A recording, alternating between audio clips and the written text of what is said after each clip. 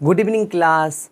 आज की क्लास में हम लोग क्लास 10th के application of pair of linear equation in two variable दो चर वाले रैखिक समीकरण युग्म के अनुप्रयोग के बारे में पढ़ेंगे और इससे रिलेटेड क्वेश्चन भी लगाएंगे। ये आपका linear equation in two variable का पार्ट 5 है।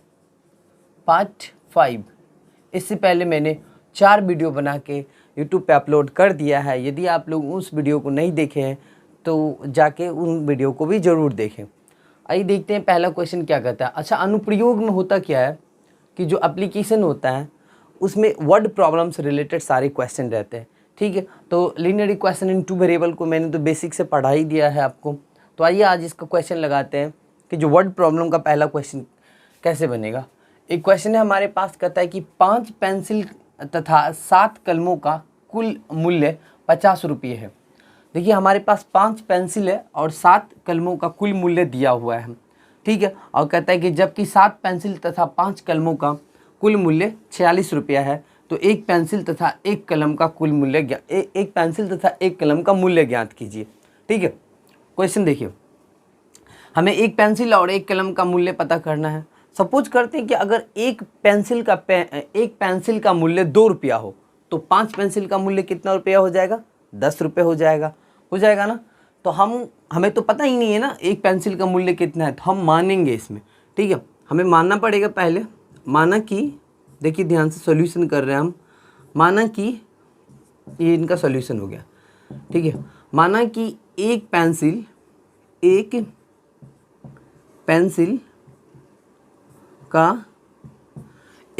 का मूल्य, अभी देखिए जब एक पेंसिल का मूल्य हम क्या मान रहे हैं? x रुपया मान रहे हैं। एक पेंसिल का मूल्य यदि हम x रुपये मान रहे हैं और एक कलम का मूल्य y रुपया मान रहे हैं। ठीक है, तो आप बताइए 5 पेंसिल का मूल्य क्या होगा? अगर हम एक पेंसिल का मूल्य 1 रुपये मान रहे हैं, x रुपये मान रहे हैं, तो 5 पेंसिल का क्या होगा? वही बात बोले ना हम आपको। अगर एक पेंसिल का मूल्य हमने कह दिया 2 रुपया, तो 5 पेंसिल का मूल्य कितना हो जाएगा? 5 गुना 2 हो जाएगा, यानी कि 10 रुपये। पहले हमको एक पेंसिल का मानना तो पड़ेगा। अभी मैंने एक पेंसिल का यदि x रुपया बोला है तो आप 5 गुना x कहिएगा, तब ना हो जाएगा 5x। क्या हो जाएगा? 5x हो जाएगा। ये कॉन्सेप्ट क्लियर है? उसी बेस्ड पे हम यहाँ पे अकॉर्डिंग टू क्वेश्चन देख लेते हैं कि पर्सन के हिसाब से 5 पेंसिल का कह रहा है, हमने एक पेंसिल का x रुपये माना है, इसलिए हम लिखेंगे 5x। ठीक है, प्लस 7y क्यों लिए? क्योंकि हमने एक कलम का मूल्य y रुपया माना है और ये कह रहा है 7 कलम है हमारे पास, और उन दोनों का कुल मूल्य है। कुल का मतलब ऐड करना होता है, दोनों को जोड़ दिए हम। ठीक है, 50 रुपया है यहाँ पे टोटल। ये हो गया हमारा समीकरण एक कंप्लीट। दूसरा समीकरण देखते हैं, कहता है जबकि 7 पेंसिल तथा 5 कलमों का कुल मूल्य 46 रुपया है। अब देखिए 7 पेंसिल है तो हम लिखेंगे 7x प्लस 5y इक्वल कितना है? 46 रुपया। ये इक्वेशन 2 बनेगा। क्लियर है ना? राइट, इतना समझ पा रहे हैं आप? समीकरण 1 कैसे बना ये क्लियर हुआ। समीकरण 2 कैसे बना ये क्लियर हुआ। 2 इक्वेशन क्लियर हो गया है, तो अब हम इसको किसी भी मेथड से बना सकते हैं, चाहे वो कंपैरिजन मेथड हो या फिर क्रॉस मल्टीप्लिकेशन मेथड हो या फिर सब्स्टिट्यूशन मेथड हो या फिर एलिमिनेशन मेथड हो। तो सबसे आसान मेथड होता है विलोपन विधि, एलिमिनेशन मेथड, तो हम उसी मेथड का यूज करते हैं। अभी करने वाले हम इसे विलोपन विधि से सॉल्यूशन। तो वो मेथड हमारा क्या कहता है? एलिमिनेशन मेथड कहता है किसी एक अज्ञात राशि को हमको क्या करना होता है? एलिमिनेट करना होता है, हटाना होता है। तो कैसे हटाते हैं? तो देखिए समीकरण 1 में जो x का वेरिएबल, x का जो कोफिशिएंट है, इसके कोफिशिएंट से समीकरण 2 में मल्टीप्लाई करते हैं। तो समीकरण 1 में x का गुणांक क्या है? 5 है, तो इसको हम मल्टीप्लाई करेंगे समीकरण 2 के साथ। समीकरण 2 में x का गुणांक क्या है? 7 है, तो इस 7 को मल्टीप्लाई करेंगे समीकरण 1 के साथ, और इस 7 को सब में मल्टीप्लाई कीजिए, तो ये हो जाएगा 35x प्लस 749y इक्वल ये कितना हो जाएगा हमारा? 7 पचे 35, 350। 5 से गुना कीजिए, 7 पचे 35x प्लस 25y, और ये 6 पंजे 30, 3 बचेगा, 5 20 3 23, 230। अब इन्हें हम सब्ट्रैक्ट करेंगे, सबका साइन चेंज, प्लस था माइनस हुआ, माइनस हो जाएगा, ये भी माइनस हो, प्लस माइनस खत्म। देखिए 49y में से 25y घटेगा, क्या बचेगा 24y बचेगा, और इसे सब्ट्रैक्ट कीजिए, ये बचेगा 120। अभी देखिए y बराबर क्या आ जाएगा 120/24, ये कैंसिल आउट हो जाएगा, y का मान आ गया 5। ठीक है, ये बात आप समझ गए। अब यहाँ पे हम लोग क्या लिखेंगे, अब हम लोग यहाँ पे लिखेंगे y का जो मान निकाला हमने निकाला है, इस y का वैल्यू को इक्वेशन 1 या 2 में पुट करेंगे और x का मान निकल जाएगा। तो यहाँ पे लिखते हैं हम y का मान समीकरण 1 में रखने पे, ठीक है, 1 में रखने पे। अब देखिए समीकरण 1 में रखेंगे तो क्या होगा, y का मान है ना 5, तो ये 5 रखते हैं यहाँ पे। तो यहाँ पे हमारे पास है पहले से 5x plus c1 into 5, y का मान 5 है, 5 रख दिए, इक्वल 50।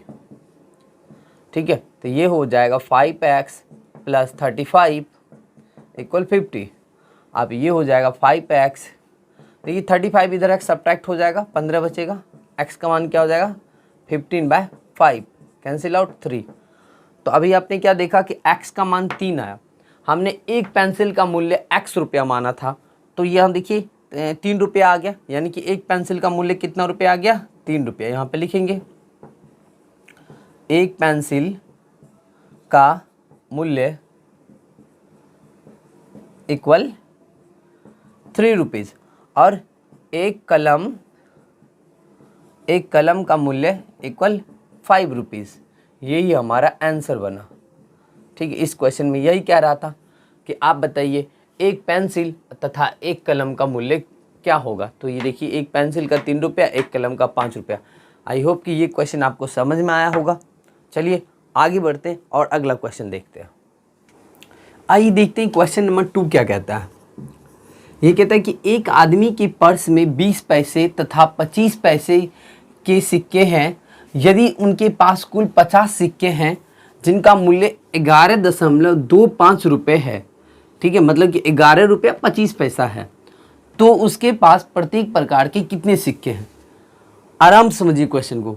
ठीक है, प्रत्येक प्रकार के कितने सिक्के हैं ये पूछा जा रहा है आपसे, यानी कि 20 पैसे वाले कितने सिक्के हैं और 25 पैसे वाले कितने सिक्के हैं। ठीक बात है, तो हम यहाँ पे मानेंगे, मान लेते, पता नहीं तो हमको मानना ही पड़ेगा ना। माना कि 20 पैसे वाले, देखिए ध्यान से, 20 पैसे वाले सिक्के की संख्या x, ठीक है, सिक्के की संख्या x है। यदि हम 20 पैसे वाले सिक्के की संख्या x मान रहे हैं और 25 पैसे वाले सिक्के की संख्या को y मान रहे हैं।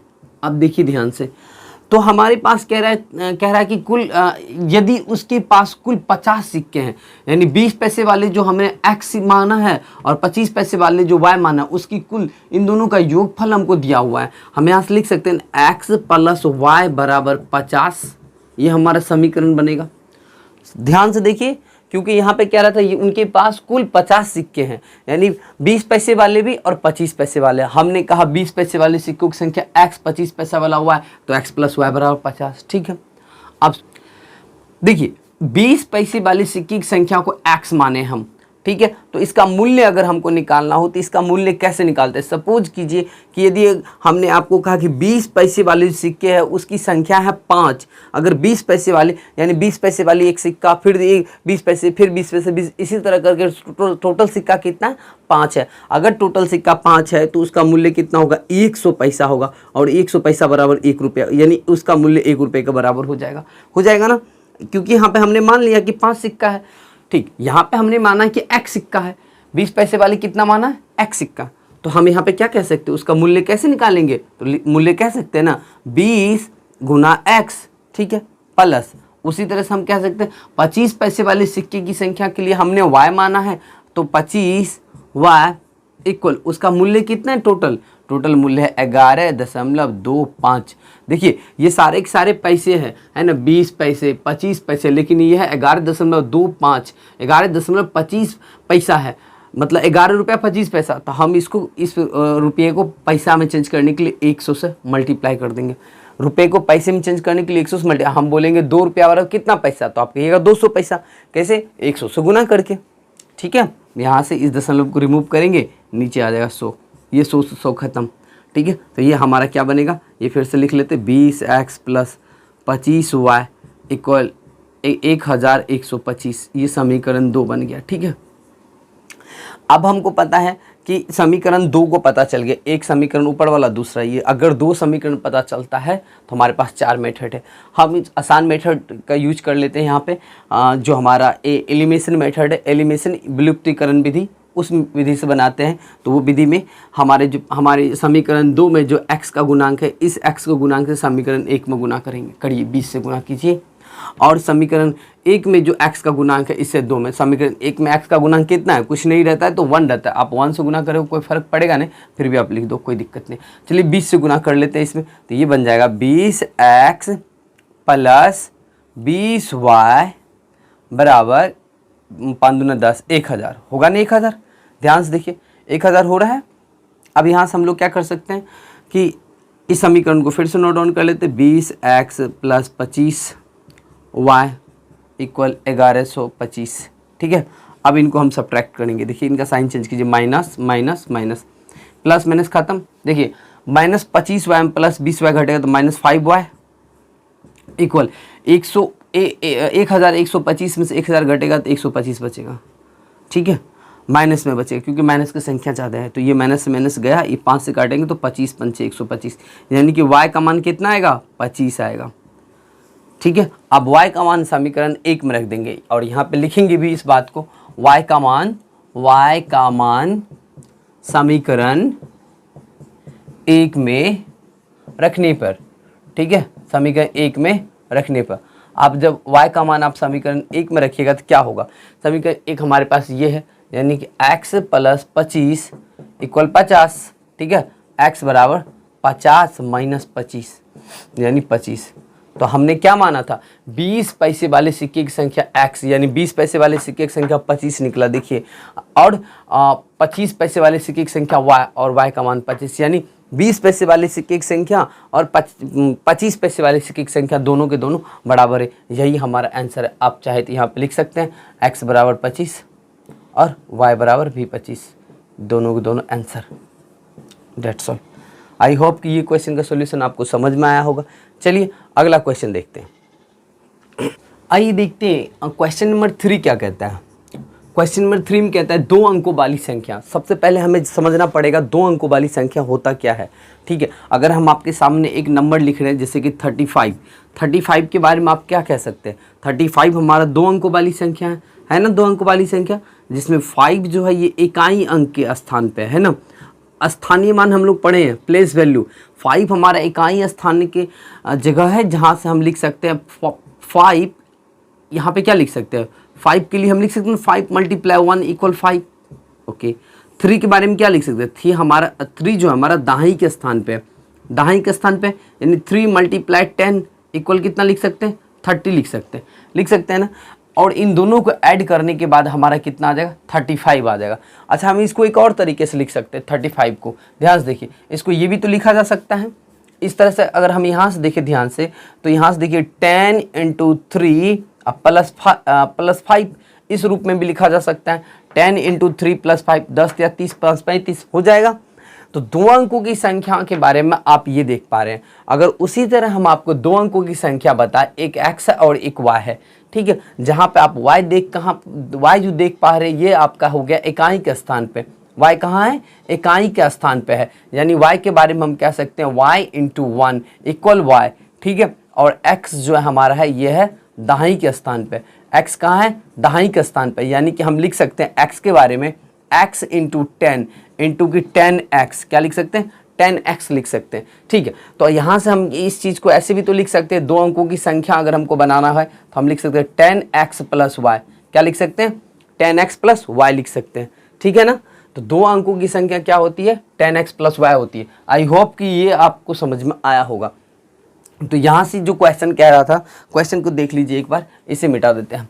क्वेश्चन कह रहा है कि 2 अंकों वाली संख्या के अंकों का योगफल 9 है।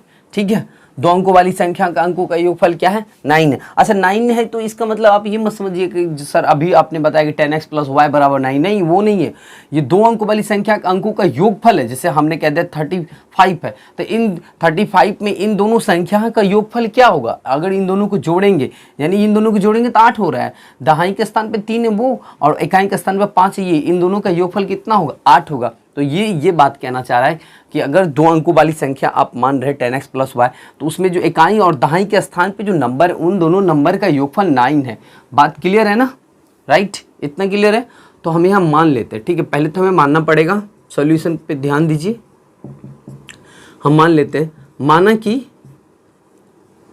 कि इकाई अंक इक्वल y, ठीक है, इकाई अंक आप x भी मान सकते हैं y भी मान सकते हैं, मैटर नहीं करता है। और दहाई अंक इक्वल क्या मान ले हम, दहाई अंक इक्वल x मान लेते हैं। तो बताइए दो अंकों की संख्या क्या बनेगी, दो अंकों की संख्या क्या बनेगी, बताइए जल्दी बताइए, कमेंट बॉक्स में लिख के बताइए दो अंकों की संख्या क्या बनेगी। दो अंकों की संख्या तो हम कह सकते हैं दो अंकों की संख्या बराबर हो जाएगी 10x + y, क्या हो जाएगी 10x + y, क्योंकि x जो है दहाई के स्थान पे है और y जो है इकाई के स्थान पे है, इसीलिए दो अंकों की संख्या बनेगी 10x + y। क्लियर है ना। अब देखिए दो अंकों की संख्याओं का अंकों का योगफल 9 है यहाँ से लिख सकते हैं आप x + y = 9, ये हमारा इक्वेशन 1 बन गया। क्लियर, क्योंकि इन दोनों का योगफल दिया हुआ था 9, हमने 9 लिख लिया। आगे पढ़ते हैं, कहता है दी हुई संख्या के कर्म उलट देने पर प्राप्त हुई संख्या। अब देखिए दी हुई संख्या का कर्म को उलटने की बात कर रहा है, तो उलट देने का क्या मतलब है कि जो इकाई का स्थान पे है वो दाहिनी पे चला जाएगा और दाहिनी वाला इकाई पे आ जाएगा। जैसे हमने कह दिया कि हमारे पास दो अंकों की संख्या 10x + y होता है, y देखिए अभी इकाई के स्थान पे है और x दाहिनी के स्थान पे। अब अगर हम अब इसे उलट देते हैं, अगर आप इसे उलटने की कोशिश करिएगा तो कैसे उल्टेगा, हाँ ये ऐसा थोड़े ना रिवर्स हो जाएगा, रेसिप्रोकल नहीं होगा, विथ क्रम नहीं कह रहा, उलट नहीं कह रहा है सिर्फ। तो ये 10y + x हो जाएगा, जो इकाई के स्थान पे था वो देखिए दाहिनी पे आ गया ना। तो वही बात करेंगे वहाँ पर भी, क्वेश्चन के हिसाब से कह रहा है क्या, दी हुई संख्या की कर्म उलट देने पर प्राप्त हुई संख्या, जब कर्म उलट देंगे तो क्या प्राप्त होगा 10y + x प्राप्त होगा। प्राप्त हुई संख्या पहली संख्या से 27 अधिक है। देखिए पहली संख्या क्या था 10x + y था, इससे जो ये संख्या है 27 अधिक है तो 27 इसमें जोड़ देंगे। ऐसा ना हो कि 27 इसी में जोड़ दीजिएगा, नहीं। अब सुनिए बात को, अगर हम कह रहे हैं कि x = y है, ये बात कह रहे हैं, ठीक है, और हमने क्या कह दिया कि x जो है y का 2 गुना है, y का क्या है 2 गुना है, तो हमको 2 से गुना y में करना है, क्योंकि x का मान इधर ही बताएगा ना। अब y का मान के चलते हैं कि 4 होगा सपोज, तो x का मान क्या निकलेगा, x = 8 निकलेगा। देखिए हुआ ना, y से 2 गुना हो गया ना x का मान, तो क्योंकि y का मान तो हमने 4 लिया था तो x का मान 8 बन गया, तो हमको किधर मल्टीप्लाई करना पड़ा, y मल्टीप्लाई करा। उसी तरह ये कह रहा है कि जब संख्या के अंक को पलट देंगे तो पलटने पे जो प्राप्त संख्या होगा वो पहली संख्या 27 अधिक होगी। तो पहली संख्या ये 27 इसी में जोड़ेंगे, इसमें नहीं जोड़ देंगे। शब्द पढ़ने से ऐसा लगेगा कि ऐसा कहना चाह रहा है कि इसमें जुटने वाला है ना, 27 अधिक होगी इसी में जोड़ दो, नहीं इसमें जोड़ेंगे तभी तो ये इसका मान बताएगा ना, इसको कैलकुलेशन करेंगे तो इसका मान बताएगा। ठीक, अब हम वेरिएबल सेपरेट करते हैं। वेरिएबल सेपरेट कैसे करेंगे, देखिए ध्यान से, ये हमारे पास 10x है, 10x को आराम से इधर ले, ये y इधर है, इसको इधर ले, इधर पहले से x है, x - 10x हो जाएगा, इस 10y को लिख लीजिए प्लस 10y, ठीक है, ये माइनस में इधर आ जाएगा, LHS में लाएंगे ना y को भी ले आइए माइनस में, इक्वल क्या बचेगा 27 बचेगा। ठीक है, अब देखिए इन दोनों में घटाइए तो ये बनेगा माइनस का 9x, ये क्या बनेगा प्लस का 9y, है ना। माइनस क्यों बना, -10x ज़्यादा है, x कम है, 10x में x घट जाएगा तो -9y, और ये घट के +9y। ठीक है, ये 9x बना, ये 9y बना, माइनस में ये रहेगा, ये प्लस में रहेगा, इक्वल टू कितना होगा 27 होगा। अगर इसमें से -9 कॉमन करते हैं हम तो अंदर में बताइए क्या बचेगा, यहाँ बचेगा ना, -9 कॉमन कर रहे हैं तो x माइनस का y बचेगा। अब बोलिएगा x - y कैसे बचा सर जी, तो ध्यान दीजिए, अगर आप -9 से अंदर में मल्टीप्लाई कीजिएगा तो -9 गुना x 9x बनेगा माइनस में, और माइनस प्लस बन जाएगा 9y बन जाएगा। ठीक है। अब यहाँ से हम 9 इस -9 को इधर भेज देंगे RHS में। जब ये साइड हम भेज रहे हैं इसे, तो आप देखिए यहाँ से क्या बनने वाला है। तब हमारे पास बचेगा x - y इक्वल -27/9, है ना। ये -9 जो था ये माइनस को ऊपर लिख दिए, कोई प्रॉब्लम नहीं, ऊपर भी लिख सकते। तो 9 या 27 x - y इक्वल क्या बनेगा, -3 बनेगा। और ये हमारा इक्वेशन 2 हो गया। तो इक्वेशन 1 हमारे पास यहाँ हो गया x + y = 9 और x - y = -3। अब इन दोनों इक्वेशन को सॉल्व करते हैं। देखिए x - y = -3 और x + y = 9। अब इन दोनों को सॉल्व करेंगे तो हम जोड़ देते हैं, घटा भी सकते हैं जोड़ भी सकते हैं। जोड़ने से ये दोनों डायरेक्ट खत्म हो जाएगा। तो ऐड कीजिए x और x को ऐड करेंगे, क्या बनेगा 2x बनेगा। और ये +y और -y खत्म। इधर बताइए कितना बनेगा, इधर तो 6 आ जाएगा। तो x का मान कितना आ गया 6/2, यानी कितना हो गया 3 हो गया। तो x का मान 3 निकल गया। ये चीज़ समझ गए आप। x का मान अब समीकरण 1 में रख देंगे हम लोग। यहाँ पे लिखेंगे x का मान समीकरण 1 में रखने पर, समीकरण 1 में रखने पर तो देखिए x का मान जब समीकरण 1 में रखेंगे तो क्या होगा। तो यहाँ पे हो जाएगा 3 + y = 9, यानी कि y = 9 - 3, यानी कि y का मान कितना आ गया 6 आ गया। ठीक है। अब हम संख्या कह रहा था निकालने के लिए कि बताइए 2 अंकों की संख्या क्या होगी। तो यहाँ पे लिखेंगे संख्या बराबर, क्या होता है संख्या बताइए, 10x + y होती है, 10x + y। तो यहाँ पे हम 10 और x का मान रखेंगे 3 और प्लस y का मान 6, यानी 10 या 30 + 6, यानी कितना हो गया 36 हो गया हमारा 2 अंकों की संख्या। आई होप कि ये क्वेश्चन आपको समझ में आया होगा। चलिए अब अगला क्वेश्चन देखते हैं। पहले आप इसे नोट डाउन कर लीजिए, मिटा दिया जाए। ओके, आइए देखते हैं क्वेश्चन नंबर 4 क्या कहता है। इसमें हमें सबसे पहले समझना पड़ेगा भिन्न के बारे में कि फ्रैक्शन क्या होता है। तो बात कर लेते हैं फ्रैक्शन का। फ्रैक्शन, जब हम भिन्न की बात करते हैं तो भिन्न में 2 शब्द आपको मिलता है। एक मिलता है हमारे पास ऊपर में जो होता है, अगर हम कहते हैं भिन्न जो हमारे पास a/b है, वैसा नंबर का रूप जिसे हम a/b के रूप में लिख रहे हैं वही हमारा भिन्न है। तो ऊपर जो लिखा होता है इसको हम कहते हैं हिंदी में अंश। क्या बोलते हैं अंश, यानी कि नोमिनेटर, ये हो गया नोमिनेटर। अब बात करते हैं नीचे होता है हर, यानी कि डिनोमिनेटर,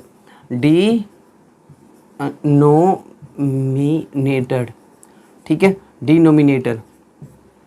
तो ये हो गया ऊपर में अंश, नीचे हो गया हर। यही होता है फ्रैक्शन में। भिन्न में हमेशा अंश ऊपर होता है और हर नीचे होता है। ठीक है, ये आप भिन्न समझ गए हैं। भिन्न से अब रिलेटेड क्वेश्चन देखते हैं। तो इस क्वेश्चन में क्या कहता है, इस क्वेश्चन में कह रहा है क्या, यदि एक भिन्न के अंश और हर दोनों में 1 जोड़ दिया जाए। अब बताइए, अगर हम मान लेते हैं, माना पड़ेगा ना, माना कि भिन्न के अंश इक्वल क्या मान लेते हैं x, और भिन्न के हर इक्वल क्या मान लेते हैं y। जब आप मान रहे हैं भिन्न का अंश x और भिन्न का हर y, तो आपका फ्रैक्शन क्या बनेगा। तो यहाँ से फ्रैक्शन इक्वल हो जाएगा x/y होगा ना। तो यहाँ कहता है भिन्न के अंश और हर दोनों में 1 जोड़ देते। लीजिए, अंश में भी 1 जोड़ दिए और हर में भी 1 जोड़ दिए। जोड़ दिया जाए तो नया भिन्न क्या होता है 4/5 हो जाता है, 4/5। तो इसका सॉल्यूशन करके हम एक इक्वेशन बना लेते हैं। 5 को ऊपर क्रॉस मल्टीप्लाई करने वाले हैं हम लोग। 5 को ऊपर गुना करेंगे तो 5 × x + 1 इक्वल 4 को यहाँ गुना कर दीजिए, 4y + 1 हो जाएगा। ठीक है, 5 से अंदर मल्टीप्लाई करेंगे तो ये बनेगा 5x + 5, और 4 से अंदर मल्टीप्लाई करेंगे तो 4y + 4। वेरिएबल को सेपरेट कर लेते हैं हम लोग, 4y को LHS में ले आते हैं, यानी कि 5x - 4y इक्वल, इधर क्या बच रहा है, इधर बच रहा है 4 और 5 इधर आके सब्ट्रैक्ट हो रहा है, यानी कि 5x - 4y इक्वल -1। ये हो गया इक्वेशन 1। इक्वेशन 1 क्लियर है ना। आप देख रहे हैं कैलकुलेशन की बेसिक, और कुछ नहीं। आगे पढ़ लेते हैं। आगे क्या कहता है इसी क्वेश्चन में, कहता है यदि अंश और हर दोनों में 5 घटा दिया जाता है।